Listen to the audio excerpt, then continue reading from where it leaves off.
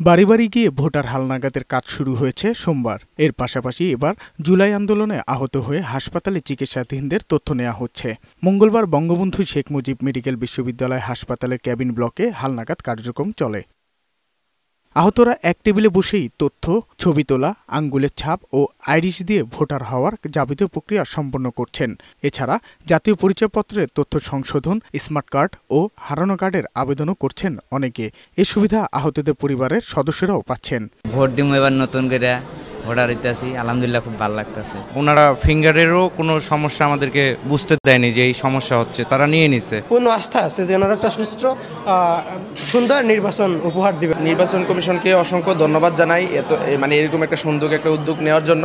এ সময় জাতীয় পরিচয় নিবন্ধন অনুবিভাগের মহাপরিচালক ASM হুমায়ুন কবির বলেন, ১.৫ সপ্তাহের মধ্যে তাদের কাছে জাতীয় পরিচয়পত্র হস্তান্তর করা হবে।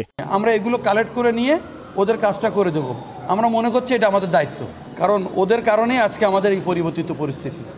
আজকে আমরা এই যে সুন্দরভাবে কাজ করছি, সারা দেশে যে ভোটার তালিকা সংগ্রহ করছি এবং একটা উৎসব মুখর পরিবেশ বিরাজ করছে, এটা এই ছেলেপেলেগুলোর কারণেই। আহতদের মধ্যে যাদের আঙ্গুল ও চোখ বেশি ক্ষতিগ্রস্ত হয়েছে তাদের কমিশনের অনুমতিতে জাতীয় পরিচয়পত্র দেয়া হবে। যার যার ক্ষেত্রে আমরা ওই তথ্যগুলো ঘাটতি থাকবে তাদের ক্ষেত্রে আমরা পারমিশন নিয়ে নেব, যেটা আমাদের নীতিমালা বা আমাদের বিধিতে আছে। আমরা বিধির বাইরে যাচ্ছি না। শুধু ঢাকা কেন্দ্রিক নয়, এই কার্যক্রম সারা দেশেই পর্যায়ক্রমে করবে নির্বাচন কমিশন। সাজ্জাদুর রহমান, বৈশাখী সংবাদ, ঢাকা।